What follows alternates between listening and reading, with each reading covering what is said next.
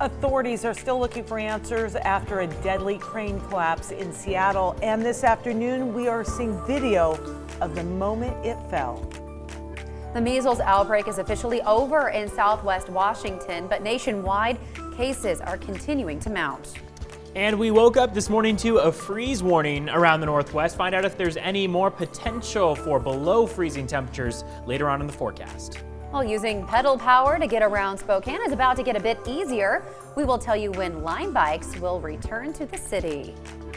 Well, thanks so much for being with us here on KREM 2 News at noon. I'm Jen York. Hi, everyone. I'm Laura Papetti. Well, we began the day with a freeze warning. It was chilly out there, but we are warming up here at the noon hour. Sunshine abound. Evan Narani is in the Weather Center tracking what we need to know. That's absolutely right. And right now it seems like there is the potential for another one to be issued from tonight into tomorrow morning, as we're expecting those temperatures to drop to a similar range that they were this morning. Mostly around the Northwest, we got to the low 30s, but take a look at what we see outside right now at the noon hour. A lot of this is due to clear skies. When we see clear skies and there's a lack of cloud cover, clouds aren't able to keep those temperatures warm close to the surface, and so we see all of that radiation just kind of clear out. So these are today's low temperatures. Early this morning we saw 32 degrees in Spokane, 31 in Coeur d'Alene and Pullman, 33 in Moses Lake, and 32 in Sandpoint. But take a look at where we are right now, really over the last about 6 hours or so, how those temperatures have rebounded. 49 degrees now in Spokane, 50 in Coeur d'Alene,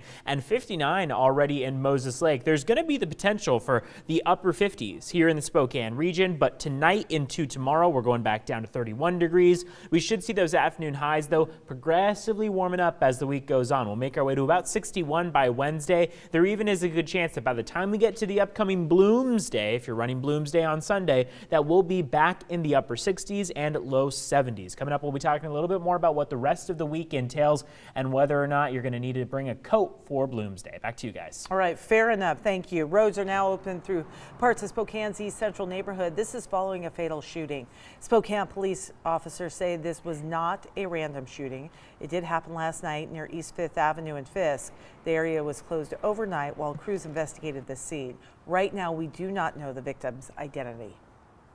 And the investigation into a deadly crane collapse in Seattle is now certainly underway. They are looking at everything, but this could take months. 4 people died in Saturday's crash and several others were hurt. Now, this next piece of video comes from a dash camera of someone who was driving in the area at the time of that.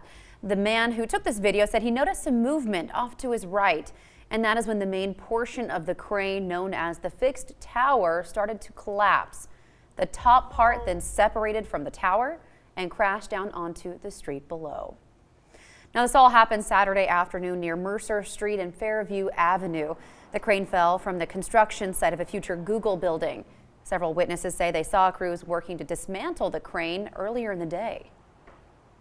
And Seattle has about 60 active cranes, and if that seems like a lot, well, it is. That is more than any other U.S. city and roughly double the number of Portland or Chicago. The Department of Labor report said between 2011 and 2015, there was an average of 44 crane-related deaths each year in the U.S., but none of them were in Seattle. Right now, there are 3 cranes visible in the Spokane area. There also is a crane in downtown Coeur d'Alene. In Spokane, data shows there were no deaths caused by a crane in Spokane between 2009 and 2017. This is all according to the Occupational Safety and Health Administration. Our investigative journalist Ian Smay looked into the numbers. He says crane-related deaths are fairly rare here in the Pacific Northwest. Research on the causes of crane-related deaths is somewhat uncommon. The most recent studies appear to be from 2009 and 2015. Most of the deaths were caused by electrocutions from wires or from falling objects, not necessarily the crane falling itself.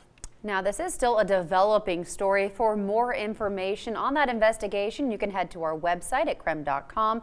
You can also check our social media sites for the latest updates. Well, new at noon, the measles outbreak in Clark County is over. County leaders made the declaration just a few hours ago. This comes 6 weeks with no new cases, at least in that area. During the months-long outbreak, public health experts confirmed 71 cases of measles. 93% of cases were in children under the age of 18. and people who were not vaccinated. Only one person was hospitalized. Now, the number of cases of measles in 2019 has surpassed 700. This is mainly because of the situation that's happening in New York. That is the highest level in the United States since the disease was declared eliminated back in the year 2000.